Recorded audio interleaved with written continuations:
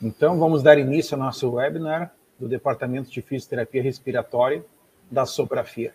Então, hoje temos dois convidados ilustres e muito conhecidos, os fisioterapeutas brasileiros e do mundo, né, porque são figuras internacionais, que estou muito orgulhoso de estar aqui como moderador dessas duas referências para mim como fisioterapeuta na área de reabilitação e fisioterapia respiratória.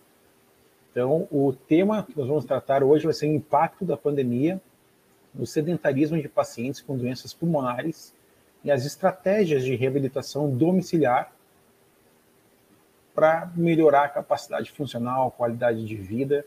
A gente sabe que o Dr. Fábio vai abordar muito esse tema e a professora Simone vai complementar, dando as orientações de reabilitação domiciliar, mostrando as evidências, né? Eu acho que é um tema bem importante, bem relevante, atual, super pertinente. Queria agradecer aqui o acolhimento e o aceite desses dois queridos professores, pesquisadores, fisioterapeutas, que a gente tanto admira, aceitaram, a gente sabe que a agenda é bem cheia, aceitaram nos prestigiar com essa aula nessa segunda-feira, né, de fevereiro. Então, vamos lá, vamos começar agora. Eu gostaria de chamar, para começar a proferir a primeira palestra sobre o impacto da pandemia no sedentarismo de pacientes com doenças pulmonares, o professor Dr. Fábio Pita.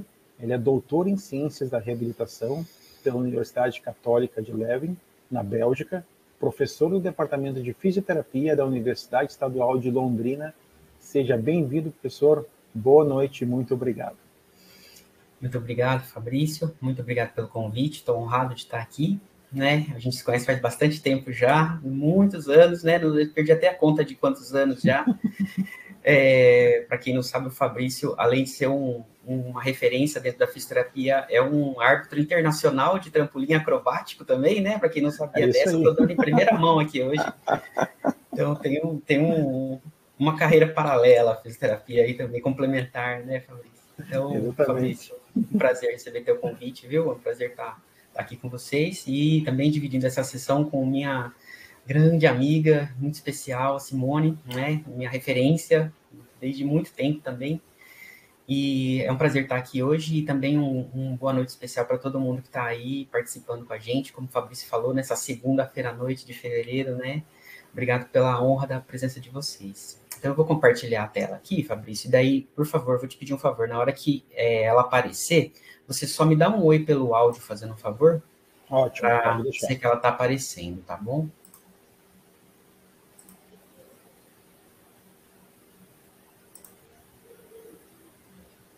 Ok. Ok? Tá perfeito. Então, tá beleza. Muito obrigado. Então, nos próximos minutos, a gente vai falar um pouco sobre o impacto da pandemia no sedentarismo e eu vou ficar mais com a parte conceitual, falando sobre os impactos propriamente ditos. Na verdade, a gente vai falar um pouquinho mais do que sedentarismo, a gente vai falar sobre atividade física e sedentarismo. Inclusive, a gente vai fazer essa diferenciação, que eu tenho trabalhado bastante aí nas apresentações que eu tenho participado. E depois a Simone vai falar mais na parte de reabilitação propriamente dita, tanto na parte de telereabilitação quanto na reabilitação domiciliar. Então, eu acho que são complementares, né? Então, é meio que eu levanto a bola, se fosse um jogo de vôlei aqui, eu ia levantar a bola para a Simone cortar depois, né? Então, espero que a gente faça uma boa dupla aí de vôlei de praia. Eu queria dividir essa abordagem com vocês hoje à noite, aí nos próximos 20, 25 minutos, no foco em inatividade física e sedentarismo na pandemia. Vocês já percebem, só por essa abordagem que eu estou falando aqui para vocês, que eu já vou criar um pouco de confusão na cabeça de muita gente ao falar que a gente vai focar na inatividade física e no sedentarismo, porque tem muita gente que vai falar assim, mas o que é diferente entre uma coisa e outra, né? Qual que é a diferença entre inatividade física e sedentarismo? Pois é exatamente esse um dos meus objetivos hoje aqui. Eu tenho estado nos últimos tempos aí, que eu tenho brincado, é uma cruzada em nome do esclarecimento entre as diferenças entre inatividade física e sedentarismo, e hoje, Fabrício, se você me permitir, é mais uma batalha nessa cruzada, né? Então, hoje eu vou novamente, como eu tenho feito muito recentemente, abordar aqui as diferenças, né? Peço perdão para quem já viu falando sobre isso, eu tenho sido aquele chato do sedentarismo, né? que fica fazendo essa diferenciação o tempo todo, mas eu tenho certeza que tem gente que deve estar por aí que não sabe a diferença. Então, assim, se a gente quanto mais almas a gente ganhar para essa batalha aí da diferenciação entre inatividade física e sedentarismo, melhor. Então, quem sabe uma semente seja plantada aqui hoje também, nesse esclarecimento, né? Assim, a minha apresentação depois, ela vai focar um pouco mais no sedentarismo, mas a gente vai acabar falando bastante sobre as duas coisas. Então, assim, como o foco hoje é inatividade física e sedentarismo, antes até de falar nisso, e falar até na pandemia, eu vou fazer uma introdução que vai definir o que são essas coisas e trazer alguns desafios sobre inatividade física e sedentarismo. Perdão. E daí sim a gente vai falar sobre a pandemia propriamente dita e os poucos estudos até agora que a gente tem sobre o impacto da pandemia sobre a inatividade física e o sedentarismo. Então, como eu falei, a gente vai começar definindo, entendendo, né, e dando conceitos aí sobre as diferenças desses termos, né, para que a gente comece a falar os termos certos aí e não fique utilizando termos, às vezes, errôneos para definições que a gente, às vezes, não tem certeza, né, qual é o termo. Então, primeiro, a gente sabe que atividade física é qualquer movimento corporal que gera gasto energético acima do repouso. Isso é uma definição já da década de 80, né? Acho que todo mundo já ouviu essa definição. E essas atividades físicas, elas têm normalmente tipos, elas têm intensidades, elas têm durações, mas ao ver isso aqui, essa definição, muita gente remete automaticamente para o conceito de exercício físico. E atividade física e exercício físico não são sinônimos. Na verdade, o exercício é um dos tipos de atividade física. Então, o exercício é uma atividade física planejada, estruturada, repetitiva e intencional. Então, ela tem um objetivo claro de melhora de um dos atributos físicos, seja condicionamento cardiopulmonar, seja aumento da força muscular, seja elasticidade, né, flexibilidade, qualquer objetivo que você tenha, você faz o exercício com esse objetivo, com um propósito claro e definido. E, normalmente ela é repetitiva, ela é estruturada, ela é bem planejada. Então, isso é exercício. Então, nem toda atividade física que a gente faz é no formato de exercício. Parte dela tem gente que não faz nenhum exercício, tem gente que faz muito, mas isso não é sinônimo de que você está fazendo atividade física como sendo só o exercício que você realiza. Tem mais atividade física além do exercício. Como eu falei, exercício é um tipo de atividade física. Existem também outras atividades que são as AVDs, porque como a gente falou, atividade física é qualquer gasto energético, qualquer, né, gasto energético acima do repouso. Então, a AVD também é uma atividade física. Então, tem as tarefas básicas, tem os cuidados pessoais, aquelas atividades que a gente faz na independência. Então, isso reflete muito naqueles pacientes que a gente tem, em que a gente não presta tanto atenção em AVDs em nós, né, vamos dizer assim, mas é fundamental e muitas vezes no perfil de paciente que a gente trata, a gente dá uma atenção especial para as AVDs desses pacientes. E esse perfil que a gente vai estar trabalhando hoje, que é o perfil de pacientes com doenças respiratórias crônicas, é uma população com grandes limitações de AVD, como até a gente vai ver um pouquinho hoje, né? E a literatura é vasta e extensa aí em falar sobre as limitações dessas populações pneumopatas, entre aspas, com relação às suas AVDs. Então, a gente entendeu agora que a AVD é um outro tipo de atividade física que não é exercício, né? E existe até outros tipos de atividade, as atividades relacionadas ao trabalho, que algumas pessoas consideram também como AVDs, né?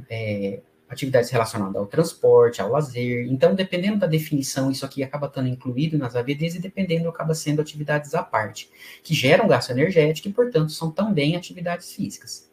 Então, a soma de tudo isso aqui tem recebido um nome na literatura, e a gente tem chamado em português esse nome de AFVD, ou a atividade física na vida diária. Em inglês, esse termo, se você procura, tem cada vez sido mais utilizado o PADL, o Physical Activity in Daily Life. Se você for procurar lá na PubMed, né, esse é o termo que você vai achar mais entradas. Tem gente que também chama de Daily Physical Activity, ou DPA, né, então tem termos que giram em torno desse, mas assim, o importante é entender o que é, né, e gradualmente tem se criado um consenso em torno dessa nomenclatura. Mas então, o importante, como eu falei, é entender que a AFVD é a totalidade de movimentos realizados por alguém na vida real.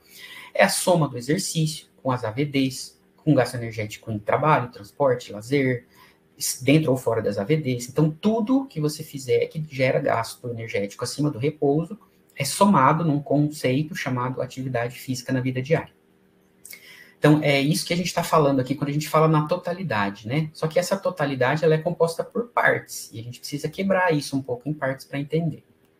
Então, a atividade física na vida diária hoje, ela é considerada um quebra-cabeça, né? Com várias partes compondo esse todo. Uma parte é o exercício, outra parte, como eu falei, é a atividade de vida diária, outra é atividades de transporte, trabalho e lazer, dentro ou fora das AVDs. E a reabilitação, que é o contexto que a Simone vai falar mais tarde, ela afeta diretamente ou indiretamente alguns desses aspectos da atividade física na vida diária. Então, se a gente pensar, por exemplo, na relação entre reabilitação e exercício, essa é uma relação direta. Então, a reabilitação, ela tem como um dos pilares, né, a realização de treinamento físico, de exercício físico. Então, a reabilitação, ela meio que engloba o quesito, né, o tópico exercício dentro da atividade física na vida diária do indivíduo, mas não é o único. Então, se a gente pensar que a gente fazer exercício físico com um paciente pneumopata vai resolver todos os problemas de inatividade dele, a gente está enganado, porque como a gente falou, tem outros aspectos dentro da atividade física na vida diária que não só o exercício. Às vezes você dá a capacidade para o indivíduo fazer, mas o indivíduo não realiza mesmo tendo a capacidade para fazer, né? Se ele não tiver a capacidade, ele não vai fazer mesmo. Agora, às vezes, mesmo tendo a capacidade, que vem por meio, muitas vezes, do treinamento com exercício físico, ainda assim o indivíduo não se torna mais ativo, não melhora a sua atividade física na vida diária, porque tem vários aspectos em torno dessa tradução, né, de uma melhora de capacidade para uma melhora de performance, ou para uma melhora real na atividade física dos indivíduos. A reabilitação atua de forma direta nas atividades de vida diária? Sim e não, depende dos componentes do programa que você tem, né? Pode ser que sim, pode ser que o programa que você tem priorize as atividades de vida diária. Pode ser que o seu programa não tenha essa ênfase, né? Tenha outras ênfases. Então, a reabilitação pode tocar diretamente no aspecto da atividade de vida diária, né, do total do indivíduo, ou não. E tem gente também que fala assim, de qualquer jeito você acaba tocando na AVD, porque ao dar capacidade para o indivíduo, teoricamente, você poderia dar para ele a capacidade de melhorar a sua AVD, embora nem todo mundo melhore, como a gente já falou, né? Então, uma melhora de capacidade de exercício não, obrigatoriamente, vai se refletir numa melhora da AVD. Depende do quanto o indivíduo usa da sua capacidade e ganha com a reabilitação. E a reabilitação, ela atua no todo, vamos dizer assim? Então, depende, né, de forma simplória, vamos dizer assim, talvez sim, porque ao dar capacidade, você já permitiria que o indivíduo aumentasse o seu nível total de atividade física. Ao permitir que ele realize suas AVDs de forma mais econômica, ou de forma mais, com menos dispneia, ou com menos fadiga, ou enfim, a melhora nas AVDs também toca no todo da atividade física na vida diária. Então, de uma forma assim, indireta, a gente pode dizer que a reabilitação toca, sim, no todo, mas não sei se toca em todas as partes, depende dos componentes do seu programa, né? E acho que a Simone vai abordar a reabilitação aí, e talvez isso fique até um pouco mais fácil de entender agora os efeitos da reabilitação, né? Que se a gente tem como objetivo aumentar a capacidade de exercício físico, e o paciente não melhora seu nível de atividade física, a gente já entendeu por quê agora, porque o exercício físico não é o único componente que faz o indivíduo se tornar mais ativo na vida diária, ele é um dos, ou que permite a capacidade dele fazer isso, mas talvez a gente precise de outras estratégias que pegam esse indivíduo com uma capacidade melhor e façam com que ele, de fato, use essa capacidade para ter um dia a dia mais ativo. Então, essa é a relação aqui que é importante a gente entender, né? Vamos seguir em frente. Então, assim, a quantificação da atividade física na vida diária, ela é fundamental, ela é muito importante para análise sobre a presença ou não de inatividade física e de sedentarismo. Então, de novo, tô eu aqui, né, você tá falando assim, Fábio, de novo você tá com esse negócio de inatividade e de sedentarismo, fala logo aí qual que é a diferença, né? Só antes de fazer essa diferenciação, eu queria dizer para vocês que é fundamental, né, para nós, profissionais da saúde, entendermos o nível de atividade física do nosso indivíduo, quantificar adequadamente esse nível, né? Se você tiver a possibilidade de alguma medida objetiva, com um sensor de movimento, um contador de passos, né? Algum tipo de wearable, qualquer coisa seria ótimo. Existem os questionários também, que a gente sabe que são bastante utilizados mais no nível epidemiológico, né, em grupos maiores e tal, assim, no nível individual ele acaba tendo uma inacurácia, porque ele depende de vários fatores. Então, o importante é a gente tentar quantificar a atividade física da melhor maneira que a gente tiver disponível, né. Ao quantificar, a gente vai entender e conseguir analisar melhor aí a presença ou não da inatividade física e do sedentarismo nesses indivíduos. Então, assim, qual que é a diferença, Fábio, desse negócio de atividade física ou sedentarismo, né? Então, nós já entendemos que a atividade física é diferente do exercício físico, esse é um conceito já passado hoje, né? E aonde que entra o comportamento sedentário nessa história, né? Já entendi que exercício é só um tipo de atividade física, mas e o que é o sedentarismo, então? O que é o comportamento sedentário? O sedentarismo é qualquer comportamento em que você esteja acordado, ou seja, não envolve o sono, né? Caracterizado por gasto energético muito baixo, o gasto energético abaixo de 1,5 metros. Então, é um gasto energético muito baixo, né? Muito perto do gasto energético do repouso, só que você está acordado. E isso acontece enquanto você está sentado ou deitado, né? Tem gente que usa o termo reclinado, né? Que nem sempre é deitado. Mas o importante é entender que são atividades feitas normalmente sentado ou reclinado, de baixíssimo gasto energético, em que você faz ao longo do dia estando acordado. Não é o sono, tá? É atividades físicas de baixo gasto energético. Então, se a gente pensar aqui nesse gráfico clássico, a gente entende que a gente está falando aqui dessa faixa abaixo de 1,5 metros, ou seja, um gasto energético muito, muito baixo, próximo do gasto energético de repouso, sendo que o indivíduo está sentado ou deitado e acordado. Existe uma faixa de atividade física maior, de 1,5, entre 1,5 e 3, que é a chamada faixa de atividades leves, né? Que não são atividades sedentárias. Então, sedentário é isso aqui, tá? Atividade entre 1,5 e 3 metros já não é atividade sedentária, é atividade leve. E quando você está entre 3 e 6 metros na sua atividade, a gente já chama essa atividade de moderada. Então, já que já é caminhar numa velocidade um pouco mais acentuada. E acima de 6 metros, que é correr, por exemplo, já é atividade física vigorosa.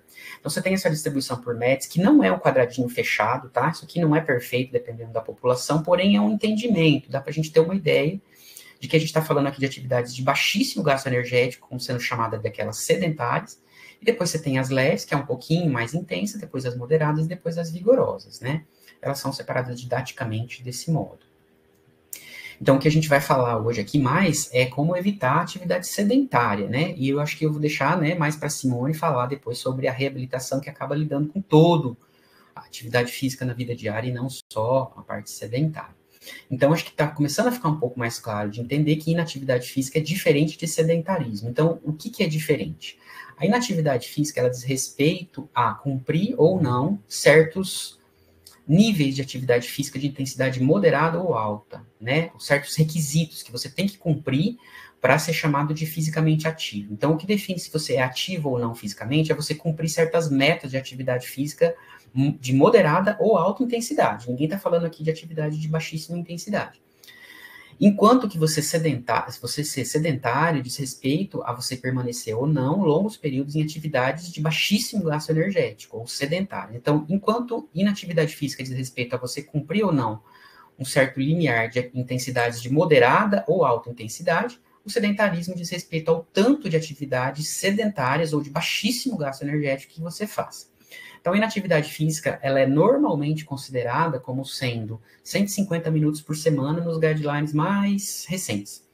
Existia antigamente o conceito de 30 minutos por dia, mas esse conceito caiu no último guideline, né, da American College, e agora se considera como sendo 150 minutos por semana de atividade física moderada intensa, independente de você fazer em 2 ou 3 ou 5 dias na semana. Você pode fazer em 2 dias na semana, né, e você atingiu 150 por semana, você vai ser considerado fisicamente ativo. Isso muitas vezes se traduz como o número de passos por dia, e existe uma grande controvérsia aí a quantos passos por dia corresponde a mais ou menos 150 minutos por semana, mas pode ser considerado 7 mil, ou dependendo da referência, 8 mil, ou tem gente que considera até 10 mil passos por dia como essa referência. Né? Então, isso ainda não está fechado, a gente tem que avançar nesse conceito ainda na ciência. Mas o importante é entender que você tem que passar acima de um determinado limite de atividade física moderada ou intensa, né, moderada ou alta, para você ser considerado fisicamente ativo. Se você não atinge aquele limite, você é considerado fisicamente inativo. Mas e o sedentarismo? O sedentarismo é quando você gasta muito tempo em atividade muito baixa. Ah, mas não é uma coisa diretamente relacionada aqui? Quem é inativo é sedentário? Não, porque existe uma coisa no meio chamada atividade física leve, né? Entre a moderada intensa e a sedentária existe a leve. Então, quando você gasta muito, muito tempo em sedentária e não gasta muito tempo em leve, né, você vai ser considerado um indivíduo altamente sedentário. Então, existe alguma coisa no meio do caminho ali que diferencia as duas coisas. Então, para você ser considerado sedentário, você não precisa, para você não ser considerado sedentário, você não precisa fazer 150 minutos por semana de atividade moderada vigorosa. Você basta não ficar sentado muito tempo durante o dia. Esse limite de quanto você fica sentado para ser considerado sedentário é um limite que ainda não está bem definido também, de forma sólida na literatura. Aí, há uns 2 anos atrás, a gente teve o primeiro estudo que talvez trouxe uma sugestão um pouco mais sólida, que sugere aí em torno de 9 horas por dia como sendo esse limite, né? Então, isso não é um conceito fechado ainda, mas a gente já tem uma ideia que talvez alguma coisa em torno de 9 horas por dia seja aquilo que define o indivíduo como sedentário ou não, em termos de tempo sentado por dia. Se você ficar sentado ou reclinado por dia em atividades de baixíssima intensidade por mais de 9 horas, você é considerado sedentário, e se você ficar menos do que isso, você é considerado uma pessoa não sedentária. Você vê que são conceitos diferentes, e uma coisa, apesar de estar relacionada com a outra, não é diretamente, umbilicalmente ligada à outra, né?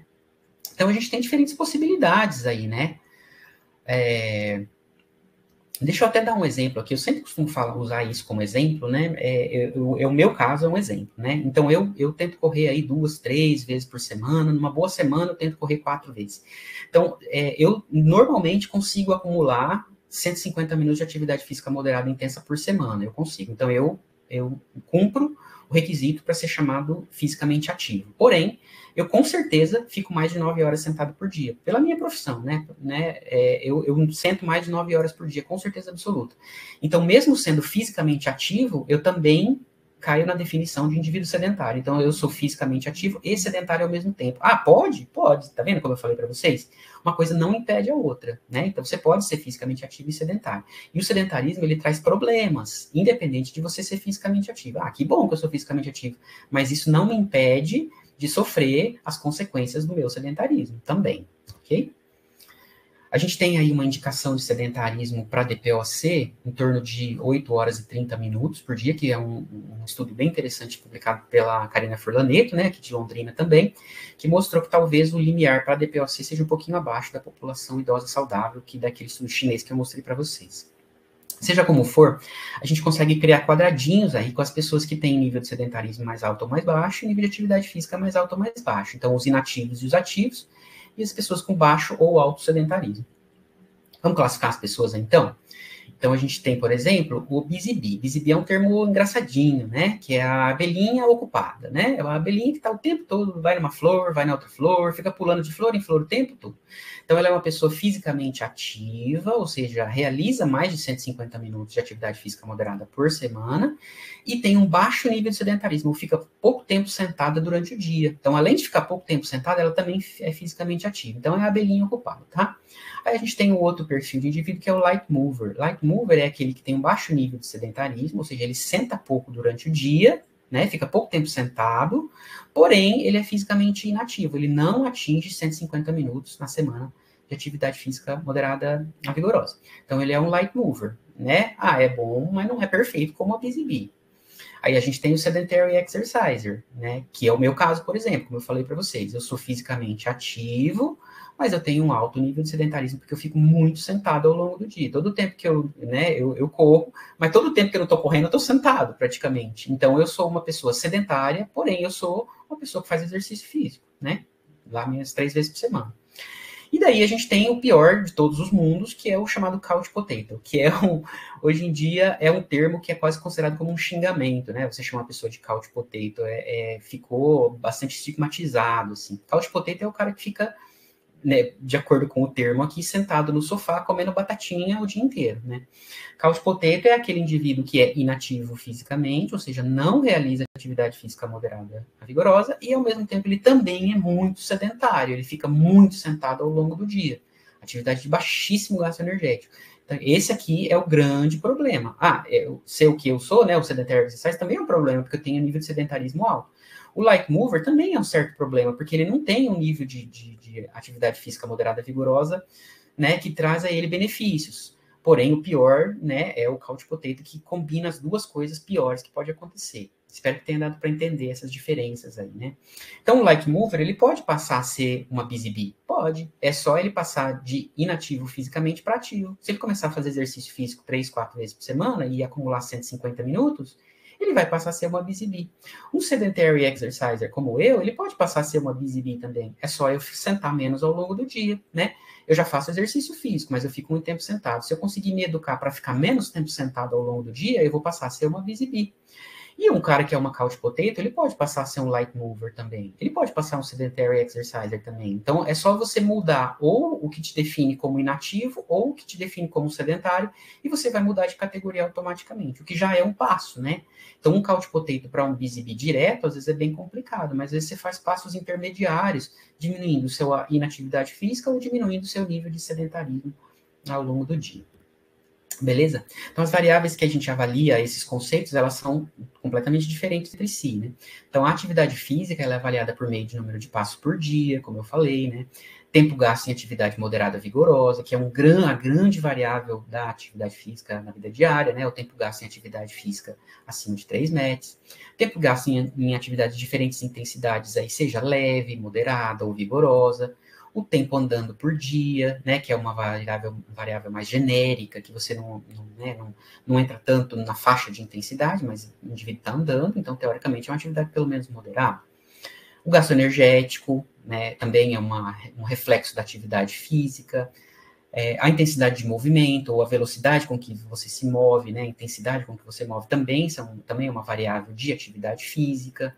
O PAL, que é o Physical Activity Level Index, que é o gasto energético total dividido pelo gasto energético em repouso, a proporção, né, que você gasta de energia em proporção ao que você tem no repouso, também é um índice que reflete a atividade física na vida diária. Então, tudo isso aqui é atividade física e não sedentarismo. Agora, quando a gente fala em sedentarismo, a gente está falando em tempo gasto em atividade abaixo de 1,5 metros, ou tempo gasto por dia sentado ou deitado, né, que no fundo não deixam de ser um pouco sinônimos, mas às vezes eles são tratados separadamente também.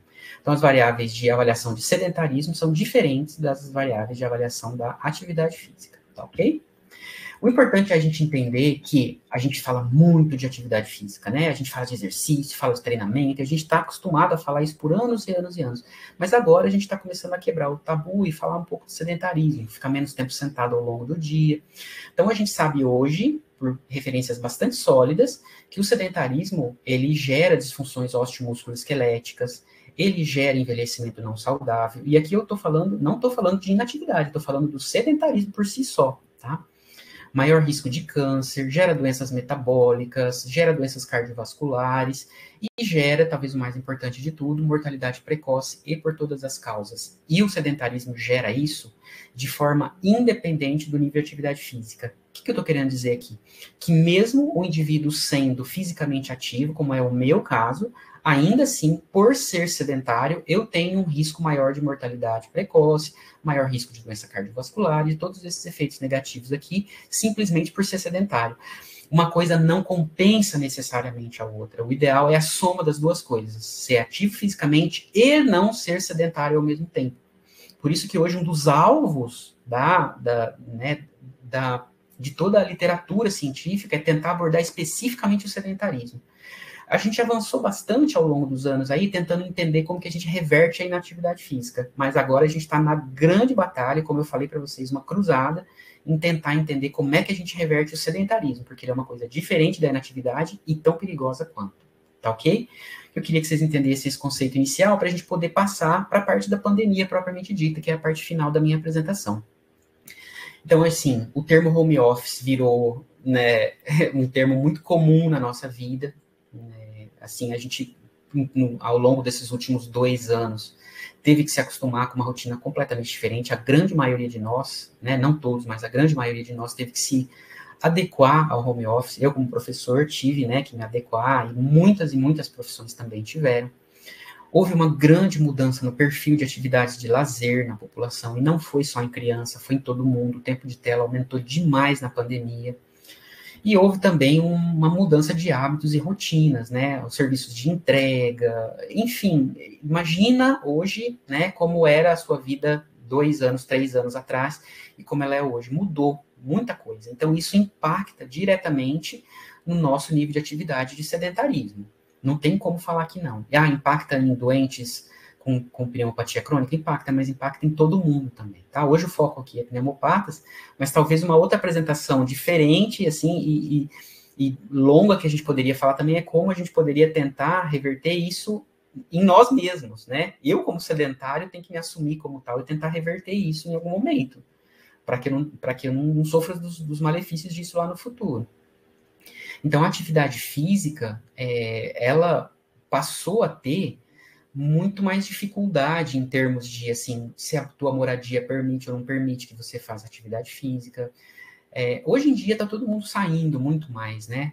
Talvez não esses pacientes ainda, mas vocês lembram no começo, em 2020, como é que a gente ficou? Realmente quase recluso em casa, né? Então, existe uma grande influência da moradia, das condições sociais, das condições econômicas e das próprias condições de saúde na realização de atividade física. Você imagina, então, em portadores de doenças pulmonares crônicas. Se já foi impactante para nós, imagina para eles. Então, essas barreiras acabam sendo intensificadas, né? Principalmente a barreira da saúde acaba sendo muito intensificada para eles. Então, por que isso se intensificou? Porque existem sintomas associados à atividade física, que para nós talvez não nos incomodem tanto, mas para eles incomodam demais, né? Dispneia, fadiga e assim por diante. Existe aí um possível histórico de intercorrências relacionadas à prática de atividade física nesses indivíduos, que às vezes podem ter medo e pode ter receio de atividade por ter tido dispneia, fadiga e experiências ruins com a atividade física. Existe a insegurança para realizar atividade física sem supervisão, diante de todo esse contexto de medo que a gente viveu durante meses, né? Imagina nesses indivíduos, né? Que às vezes estavam acostumados a realizar atividade física com supervisão, agora teriam que fazer sem, ou então vamos ter que partir para telereabilitação ou reabilitação domiciliar, que é o que a Simone vai falar. Existe também a dificuldade de adaptar atividades e equipamentos para o indivíduo fazer atividade física no domicílio. Como a gente falou, existem condições sociais, né, que influenciam demais nisso.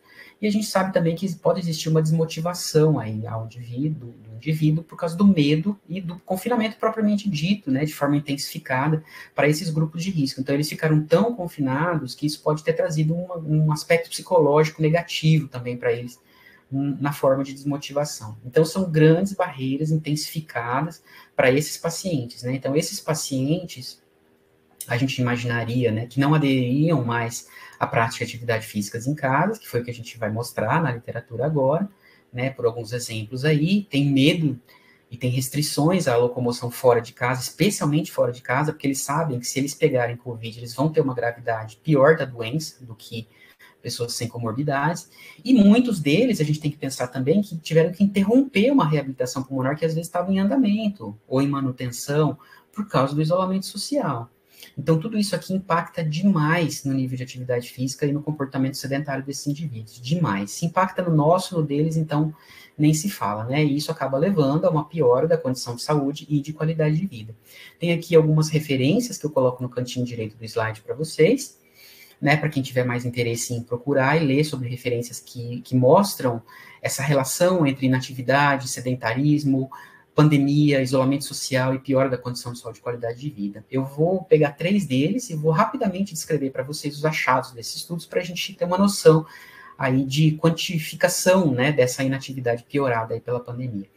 Esse foi um dos primeiros estudos, talvez o primeiro estudo que foi mais discutido, né? Era um estudo com 10 indivíduos apenas, publicado na Breathe 2 anos atrás, pouco menos de 2 anos, né? Ali no meio de 2020, um estudo que saiu muito rápido ao início da pandemia, em que esses indivíduos, eles realizaram reabilitação entre janeiro e março de 2020, e assim que eles terminaram o programa de reabilitação deles, em março, imediatamente entrou o confinamento, né, a reclusão aí ao domicílio por causa da pandemia. Esse estudo é um estudo em inglês. E lá o lockdown foi severo. Então, esses indivíduos, imediatamente ao terminar sua reabilitação, eles foram para casa e passaram depois um tempo em casa totalmente reclusos. O que a gente percebe aqui isso aqui é o desfecho passos por dia, né? Então, o número de passos por dia é um desfecho de atividade física. Esse número de passos por dia aumentou no programa de reabilitação. Aqui a gente tem o pré, o pós-programa e depois o isolamento social por causa da pandemia. Aqui um aumento pós programa de reabilitação, que é o que a gente sempre espera que aconteça, e depois o impacto dramático da pandemia, diminuindo o número de passos por dia para muito abaixo do que ele tinha, inclusive no pré-reabilitação, muito abaixo. Então existiu, eu não lembro com certeza, mas talvez foi uma perda de 1.500, 1.600 passos, o que passa muito aquilo que a gente considera como clinicamente relevante para esses pacientes. Então é uma perda de atividade física muito, muito intensa.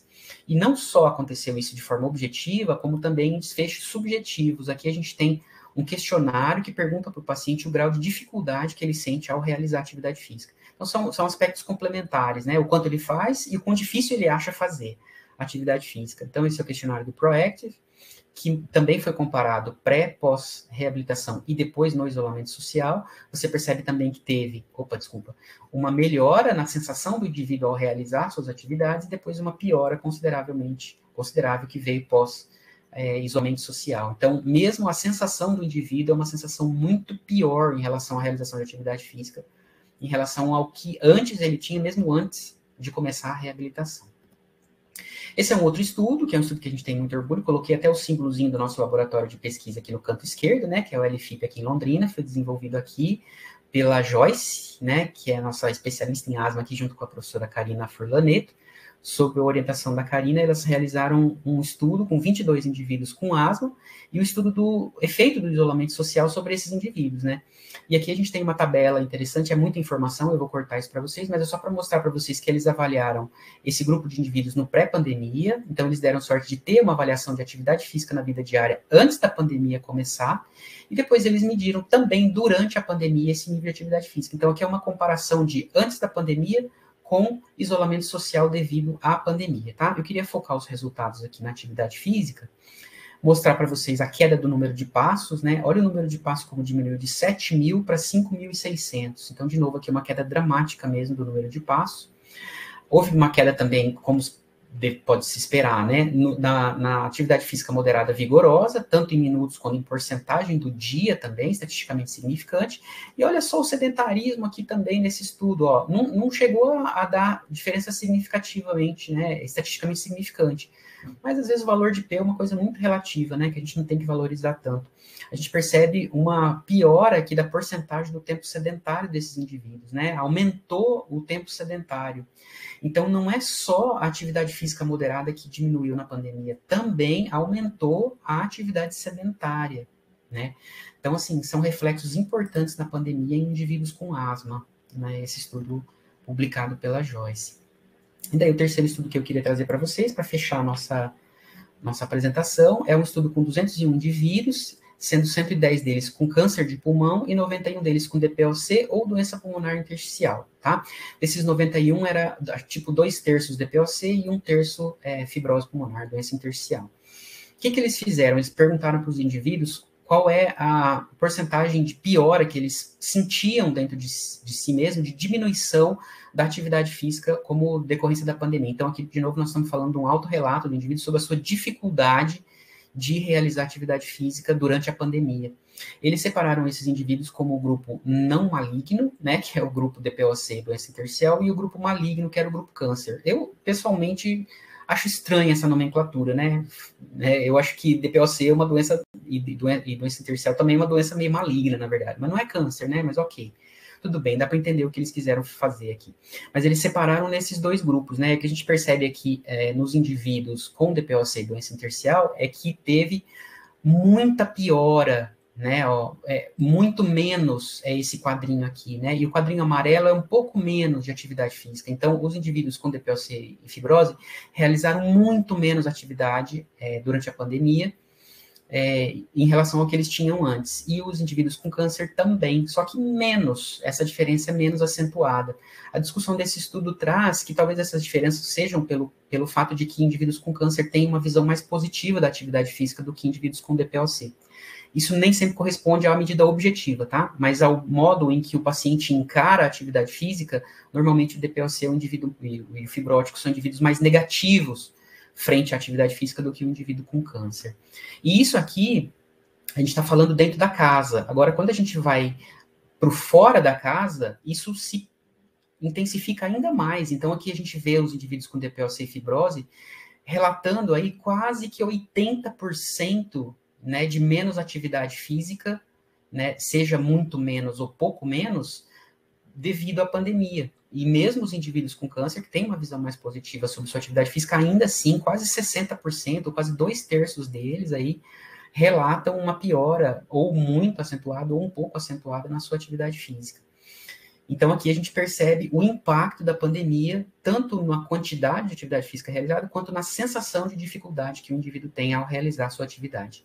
Esse mesmo estudo aqui mostrou que mesmo indivíduos que são totalmente independentes nas suas atividades de vida diária básicas, ainda assim sentem uma dificuldade leve ao realizar suas atividades. E os indivíduos que têm dificuldade, né, que não são totalmente independentes, mas que são dependentes, sentiram uma dificuldade ainda maior, de moderada, até muitos deles com uma dificuldade severa ou grave, em termos de piora pós-pandemia. E a mesma coisa nas atividades de vida diária instrumentais. Mesmo indivíduos totalmente independentes nas suas atividades instrumentais de vida diária, ainda assim eles referiram uma piora na dificuldade de realização de AVDs, e os indivíduos que já tinham dificuldade, uma piora muito mais acentuada ainda, tá? Então aqui esse estudo ajuda a mostrar para a gente que mesmo os indivíduos totalmente independentes, que têm DPOC, ou doença intersticial, ou câncer de pulmão, ainda assim, eles tiveram uma experiência de maior dificuldade na realização das AVDs, simplesmente pelo isolamento social da pandemia.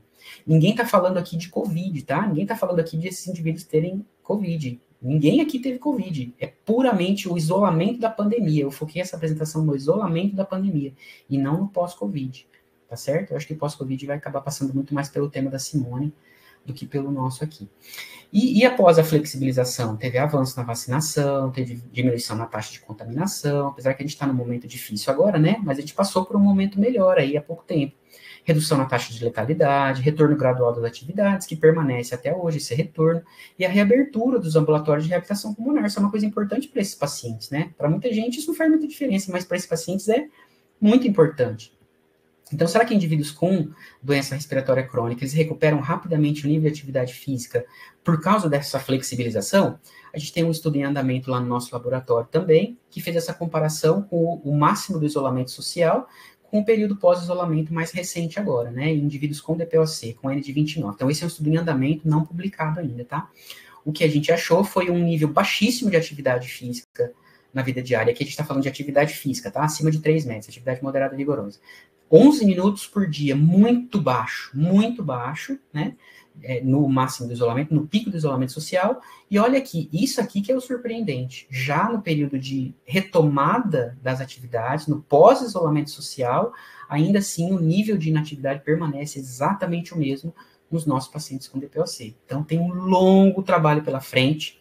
A resposta é provavelmente não, esses indivíduos não recuperam rapidamente o seu nível de atividade física, e esses indivíduos provavelmente vão precisar de muita reabilitação, e reabilitação muito bem feita, tá certo? Aqui eu finalizo minha apresentação, e eu passo a palavra para a Simone, e fico à disposição para dúvidas ao final. Muito obrigado. Muito obrigado pela palestra.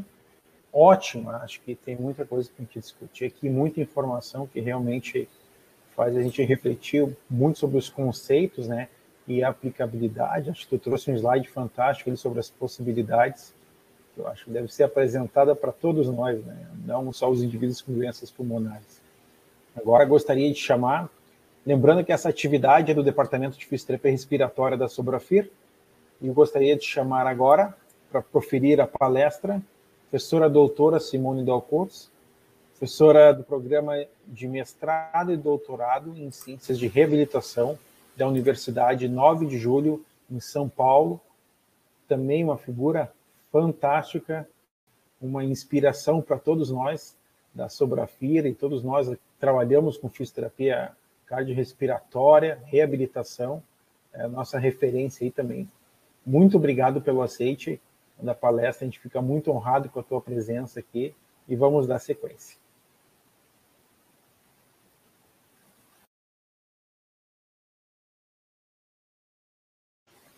Tá, acho que está sem áudio, Simone, dá uma conferida.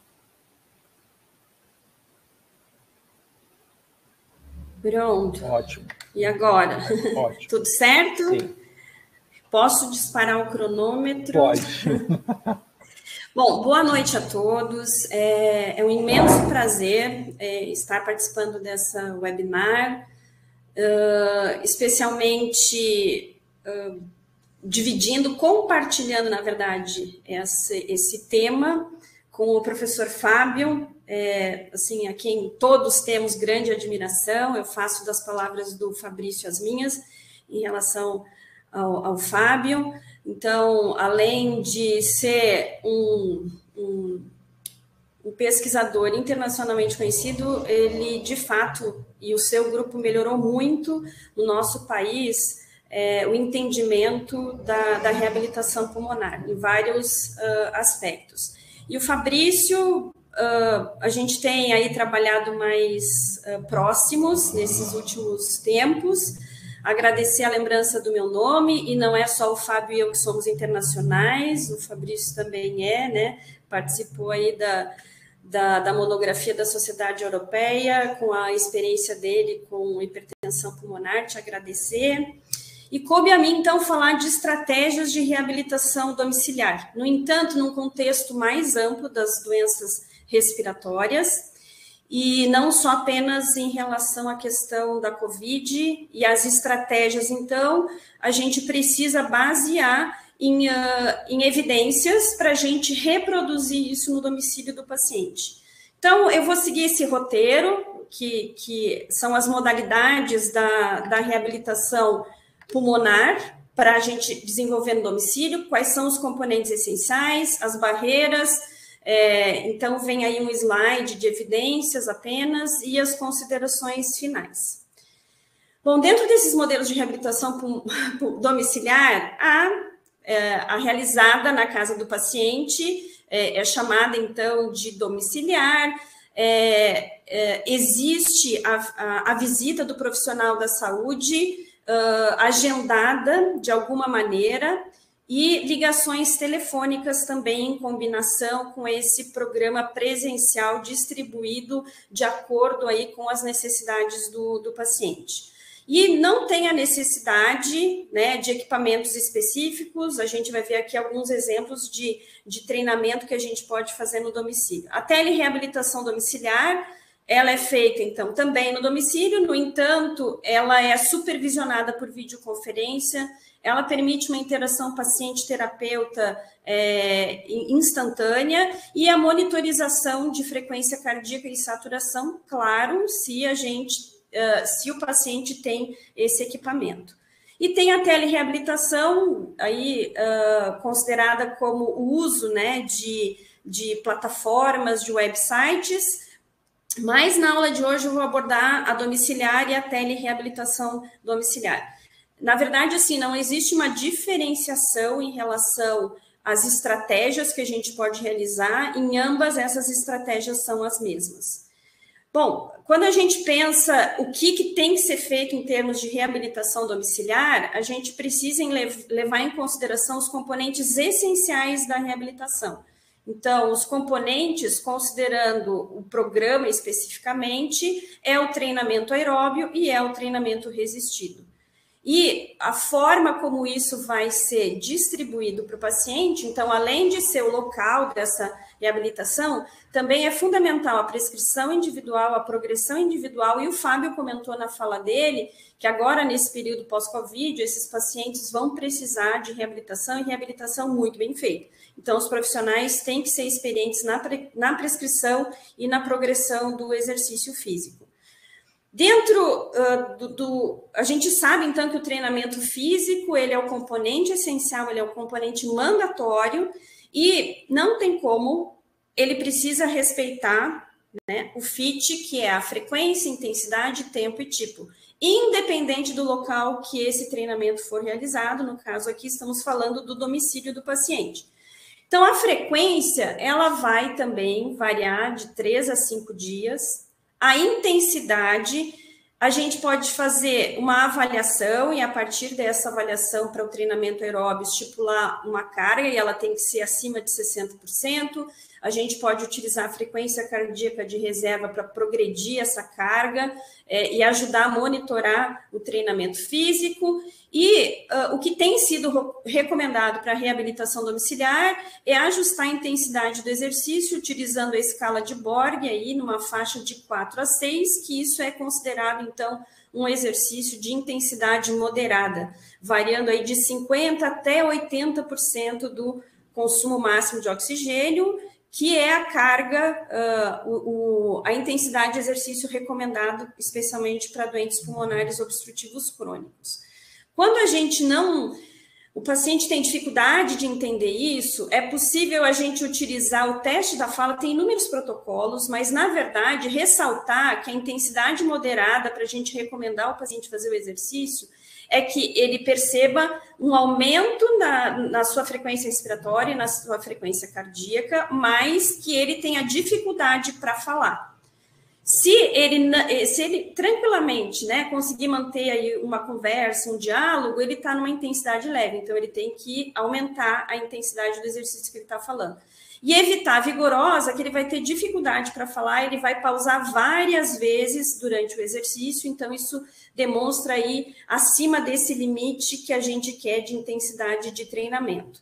E todas as modalidades que eu vou descrever aqui, a gente pode levar em consideração essa intensidade moderada pela dificuldade que o paciente vai ter para falar, mas que ele consegue completar frases, tá?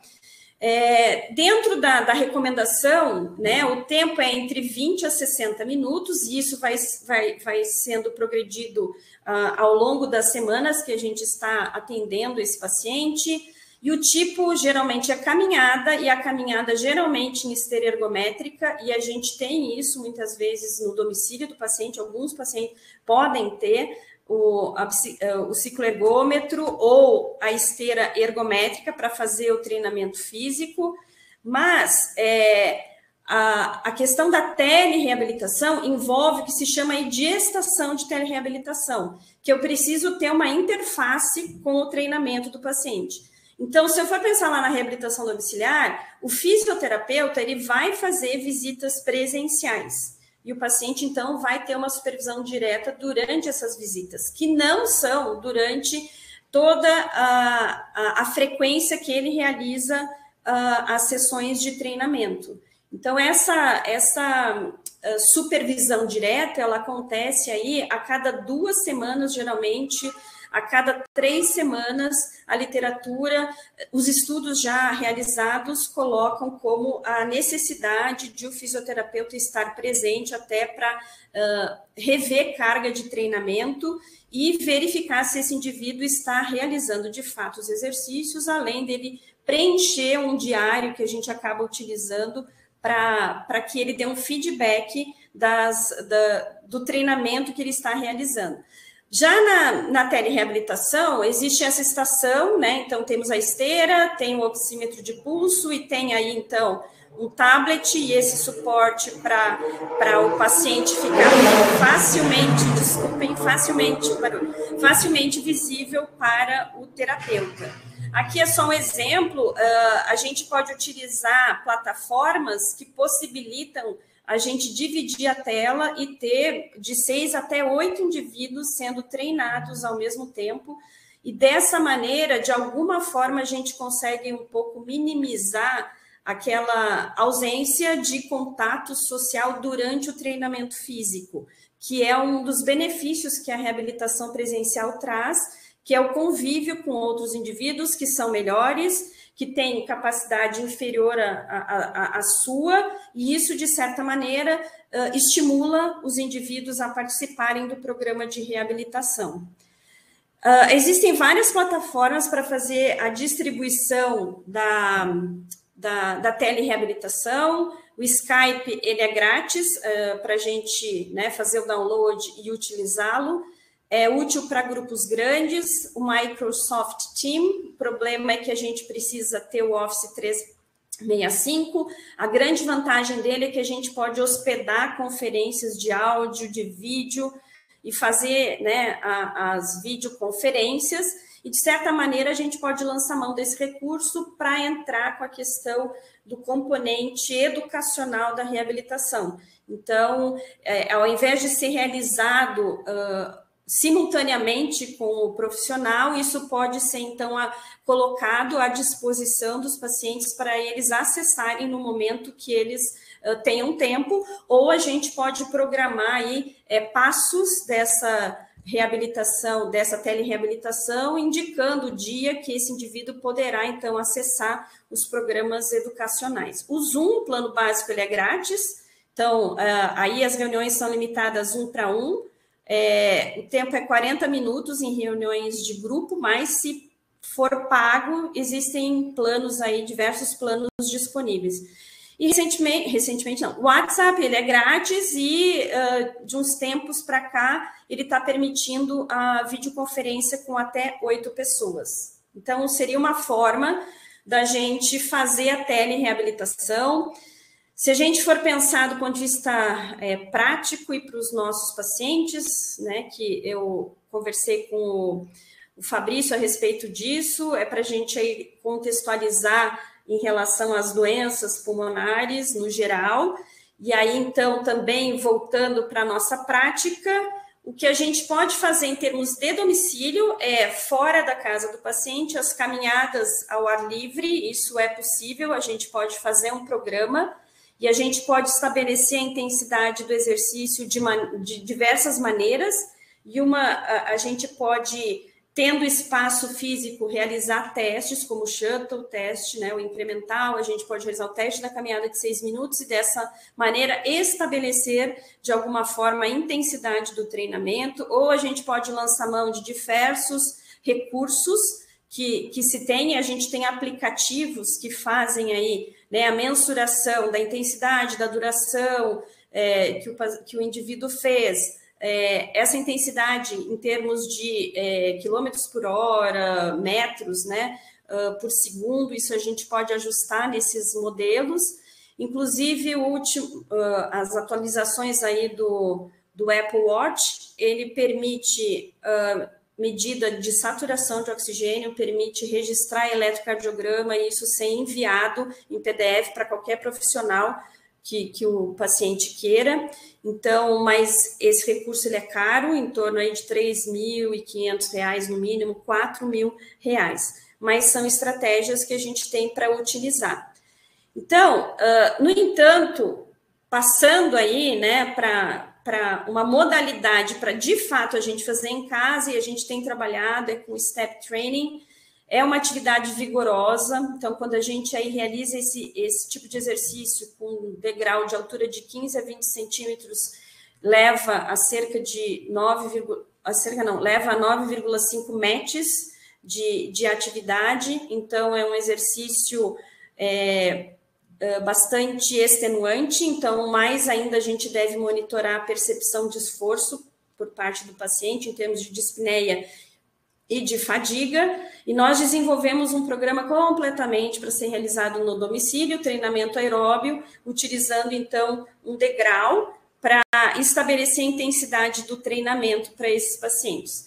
Uma outra vantagem, quando a gente pensa em fazer como treinamento aeróbio o degrau, para aqueles pacientes que são dependentes de oxigênio, e especialmente tem como o dispositivo que gera esse fluxo de oxigênio equipamentos que ele não pode deslocar, né, levar para fora da sua casa, então ele se torna atrativo também por esse motivo. E quando a gente pensa, aqui também é uma paciente dependente de oxigênio, o Fábio até comentou, né, que a atividade física ela vai depender de uma série de situações, como a moradia, estado social, econômico. Então, a gente tem aqui uma paciente cuja casa, né, tem essas duas peças mais o banheiro, dependente de oxigênio, como eu comentei com vocês, e cilindro, e a gente não tem condições de trabalhar de outra forma com essa paciente, sem acesso à internet, sem, né, um recurso aí para fazer a telereabilitação. Então, vale a reabilitação domiciliar, um treinamento que eu consiga ajustar para ser realizado no domicílio da paciente e, de preferência, que também sirva para fazer a avaliação e a reavaliação. Então, a gente tem protocolos aí de teste do degrau que a gente pode utilizar para avaliar, prescrever intensidade de treinamento e reavaliar esse paciente, inclusive já com diferença clinicamente importante estabelecida na literatura. Então, nessa linha, né, o grupo australiano, nós trabalhamos com o teste do degrau incremental modificado, que ele dá um número máximo de degraus que o indivíduo pode fazer, e daí foi medido isso paciente ambulatorial, a gente não tem estudos ainda com paciente no domicílio, mas isso se reflete se a gente estabelecer aí uma carga de treinamento, e aqui foi estabelecido em torno de 60% do VO2 atingido no pico do teste do degrau incremental, e a gente nota o comportamento aqui da frequência cardíaca e o comportamento do consumo de oxigênio. Então, a gente nota aí que até 2, 3 minutos existe, então, né, um aumento do VO2 até o ponto de estabilizar, uma vez que a intensidade do exercício ela não se modifica. Então, através desse estudo, a gente conseguiu determinar que sim, o teste do degrau incremental modificado ele pode ser utilizado como uma maneira objetiva de prescrever a intensidade do treinamento para aqueles pacientes que, de fato, precisam fazer o treinamento aeróbio no domicílio, e a gente não tem tantos recursos.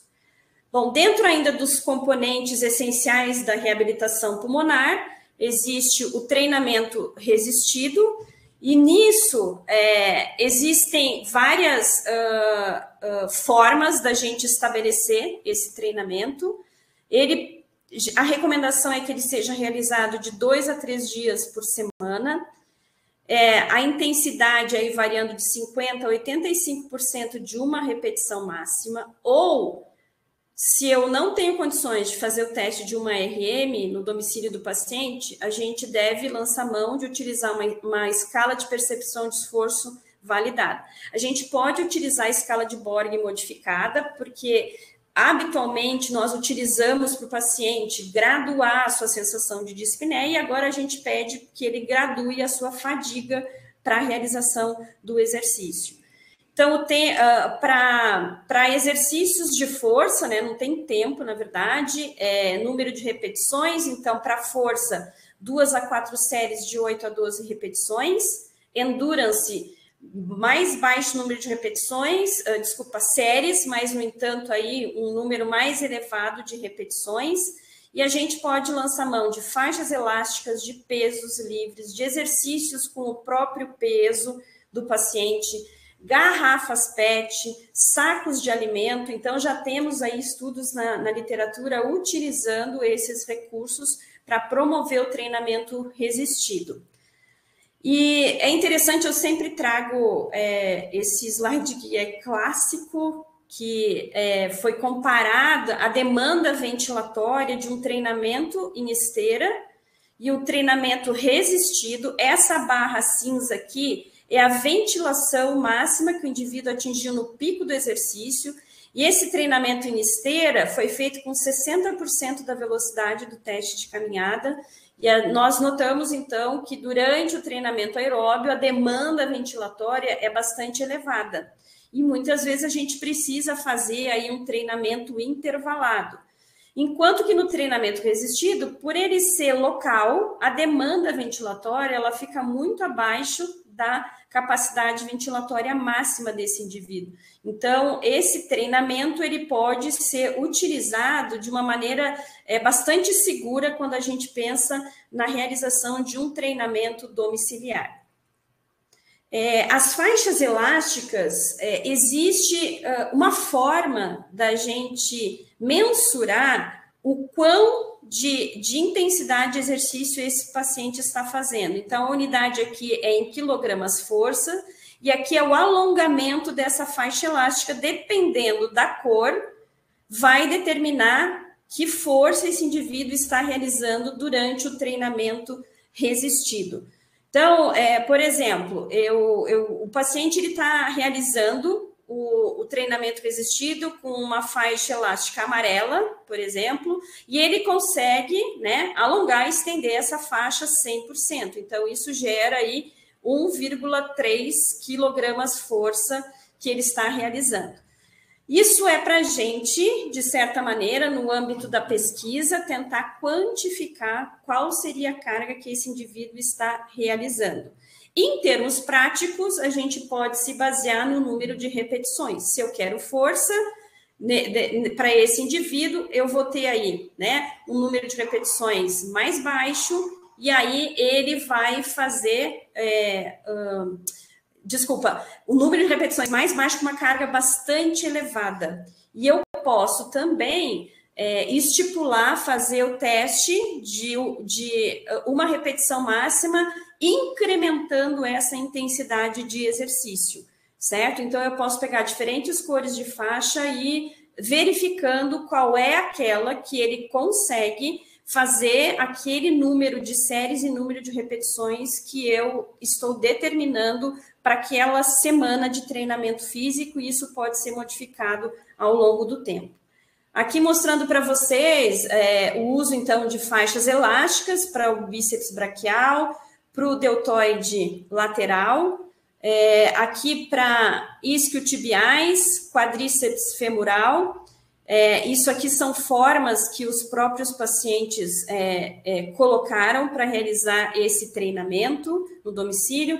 Eu também sempre trago, quando eu preciso falar de reabilitação domiciliar, um exemplo que na visita presencial do fisioterapeuta, a gente sempre recomenda que ele não conduza a sessão para a gente checar se de fato o paciente está sabendo fazer o treinamento físico, tanto aeróbio quanto resistido. Na hora do treinamento resistido de isquiotibiais, ele foi até a cozinha, juntou 3 cadeiras, colocou essas almofadas, prendeu a faixa elástica aqui, e aí ele fez o exercício dessa maneira. O que o fisioterapeuta faz aqui?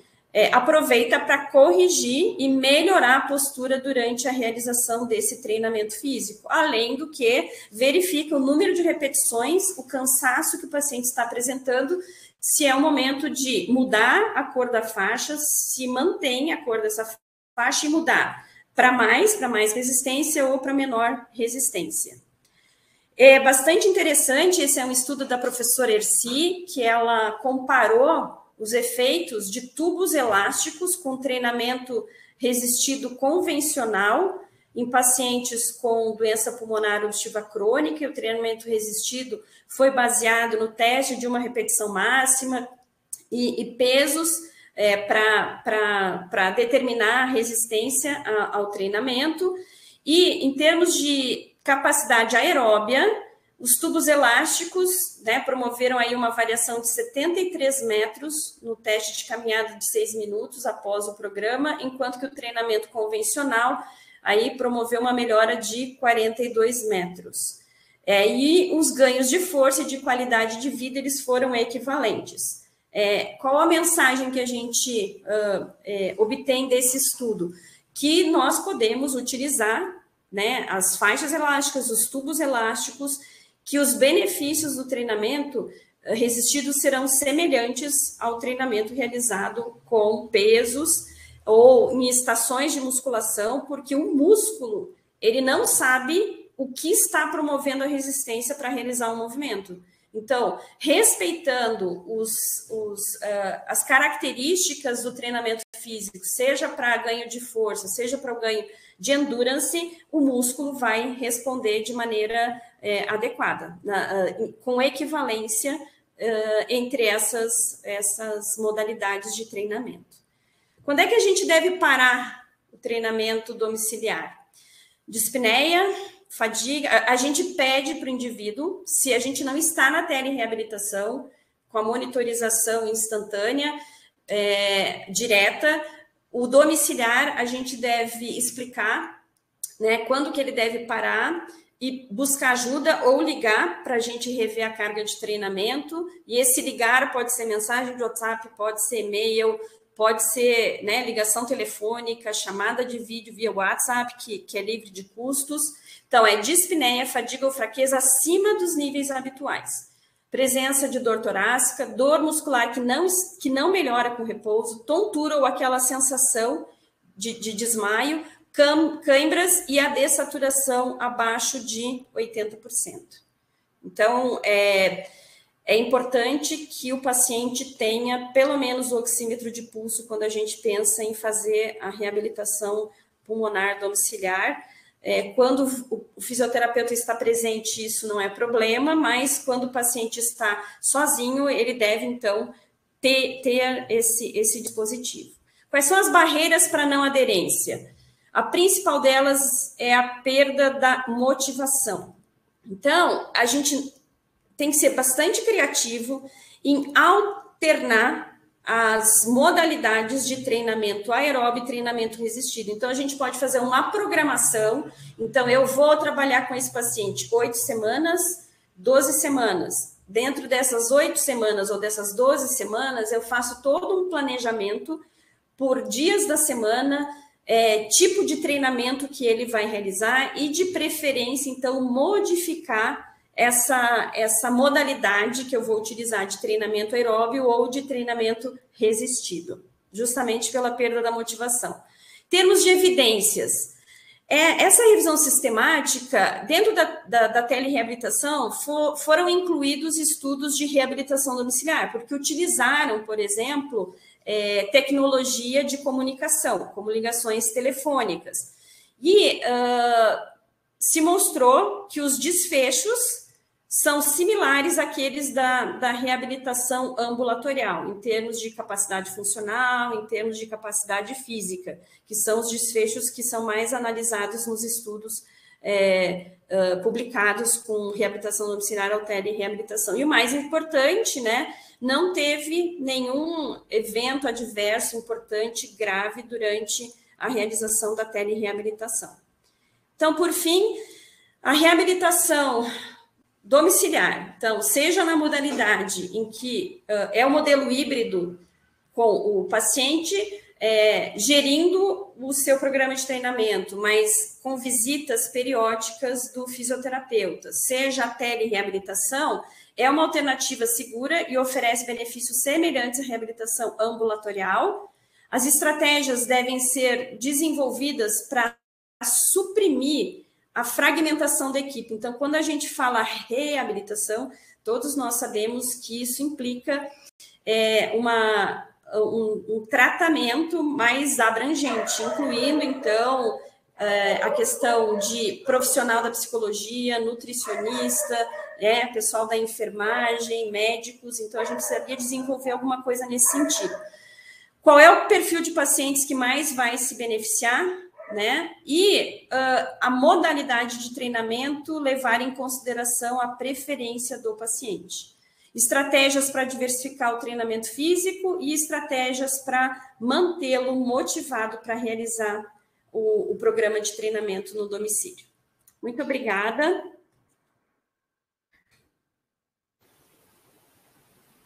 Muito obrigado. Acho que uma palestra fantástica, né? Não esperava menos, é sempre muito bom escutar os dois, a gente aprende muito, vocês são de uma clareza absurda, assim, na informação que vocês passam, e sempre faz a gente refletir. Então, aqui no chat veio algumas perguntas, então já vão ir as perguntas, umas perguntas aqui para o Fábio e para a Simone. Antes, complementando aqui um pouquinho que a Simone falou, a Simone, ótima palestra, mas tem algumas coisas que me chamam atenção, principalmente na prescrição de exercício com degrau, que eu acho fantástico, e para a nossa realidade brasileira é uma ótima saída, né, de custo, benefício, realmente aplicabilidade. Mas os pacientes, vocês perceberam alguma dificuldade nos pacientes com sobrepeso ou obeso para realizar o treinamento, né, com degrau? É uma excelente questão e, infelizmente, eu não tenho essa resposta, porque, na verdade, a população que a gente lida, a gente não tem pacientes, assim, com sobrepeso, né? O que eu posso te falar é que a gente realizou um trabalho junto o professor Celso, né, do teste do degrau incremental com pacientes asmáticos, e aí obesos e com sobrepeso, e a gente observou que eles não chegam na capacidade máxima de exercício, como é observado, por exemplo, em DPOC e pacientes com bronquiectasia, justamente por esse componente, né, de peso corporal elevado, dificultando a realização do exercício. Então, eu posso só fazer uma inferência em relação aos asmáticos, realmente é mais difícil, mas daí, né, Fabrício, a gente precisa buscar estratégias para esses indivíduos. Muitas vezes pode ser focado mais no treinamento resistido. Ótimo. Tá?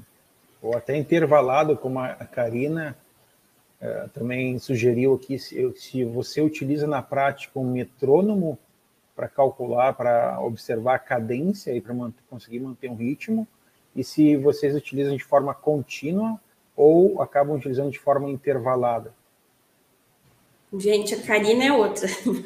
Uma pessoa, assim, de um conhecimento incrível, e eu falo uma força de trabalho que eu gostaria de ter. E muito bem colocado, Karina. Especificamente, a gente já tem, que nem o Shuttle Endurance, a gente já tem pré-gravado vários ritmos, mas, no entanto, a gente pode lançar mão de metrônomo e aí programar e deixar esse tempo fixo. E sim, eu não especifiquei muito, mas a gente tem utilizado de maneira intervalada naqueles pacientes que têm uma limitação mais importante para realizar o treinamento físico. A gente usa de forma intervalada também e vai progredindo, né? Então, aí, 20 minutos ininterruptos é o objetivo, mas a gente pode intervalar. E obrigada pela tua pergunta. Ótimo, muito bom. Acho que também até a utilização de músicas, né? Que daqui a pouco você pode configurar num ritmo para o paciente, de repente a percepção fica mais agradável, né? Conseguir colocar músicas ritmadas naquela cadência. Bem colocado, isso já tem até para o treinamento de caminhada. Então, eu até gostaria de ter trazido, mas o tempo é tão limitado que a gente não consegue abordar. Daí as perguntas nos permitem isso. E realmente tornar dinâmico, uma das formas é o uso da música.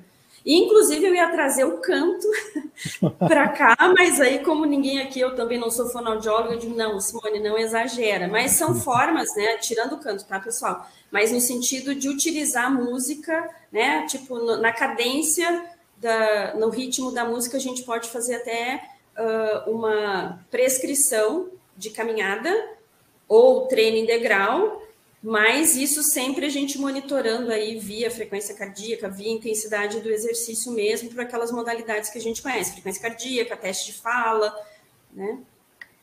Ótimo. Temos uma pergunta aqui para o Dr. Fábio, do Francimar. Ele está dizendo que na prática dele, ele tem usado na prática clínica os smartwatches para conseguir avaliar, né, o número de passos, calorias, e ele faz uma pergunta se já existe algum valor de ponto de corte, né, do gasto energético ou do número de passos para que tu tenha uma melhora clínica, né, relevante após uma intervenção. Obrigado, Francimar, pela pergunta. Excelente pergunta.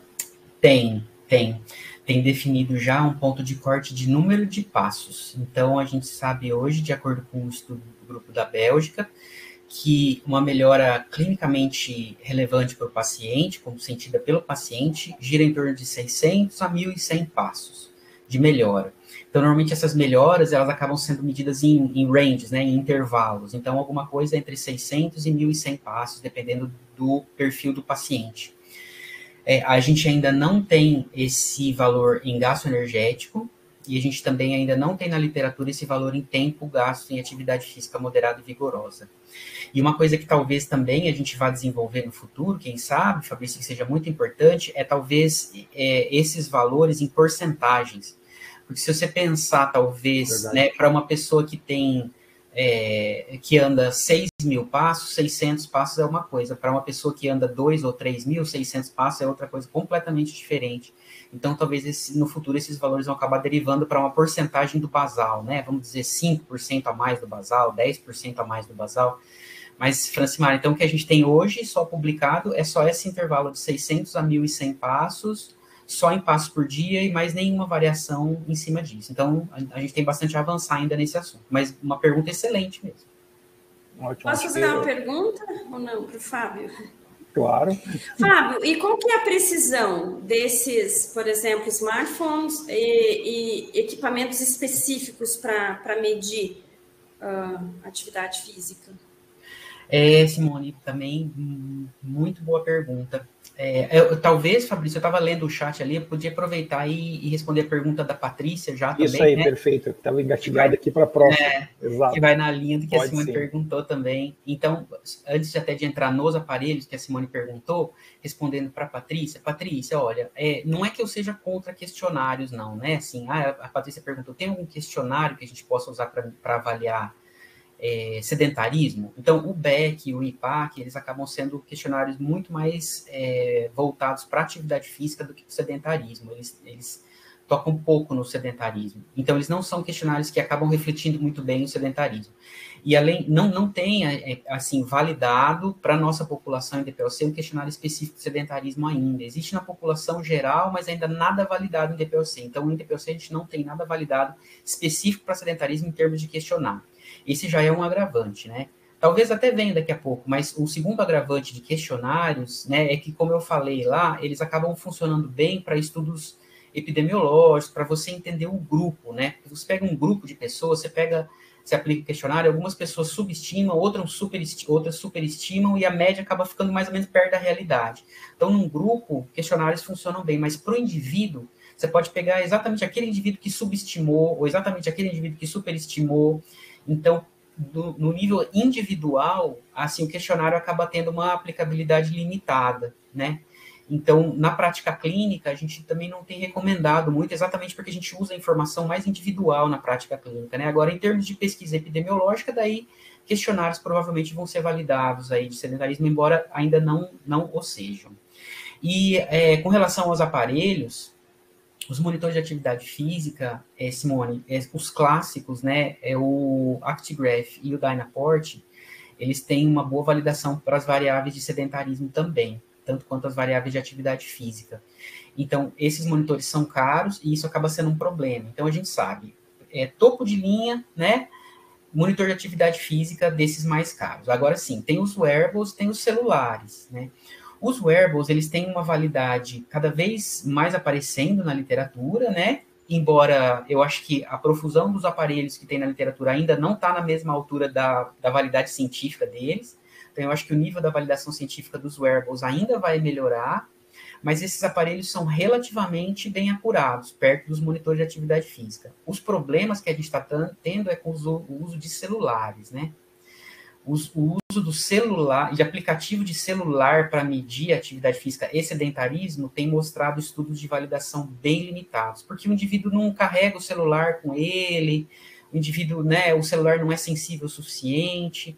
Então, a gente tem, vamos dizer assim, o ideal, monitor de atividade física, os wearables, né, smartwatches e tal, muito bem validados, embora eu acho que ainda a acurácia vai melhorar, mas já melhorou bastante, está muito bem aceitável em termos de validação, e os celulares como uma coisa bem duvidosa para se confiar hoje em dia em termos de acurácia. E quanto tempo a gente precisa ter essa medida, por exemplo, pegar uma semana, porque tem a rotina do paciente também que interfere nisso, né? A pergunta do Francimar aqui. Francimar, a recomendação hoje é de uma avaliação de uma semana, né? Até para você... na verdade, a recomendação é de 4 a 5 dias, né? 4 dias, essa é uma recomendação seca, vamos dizer assim.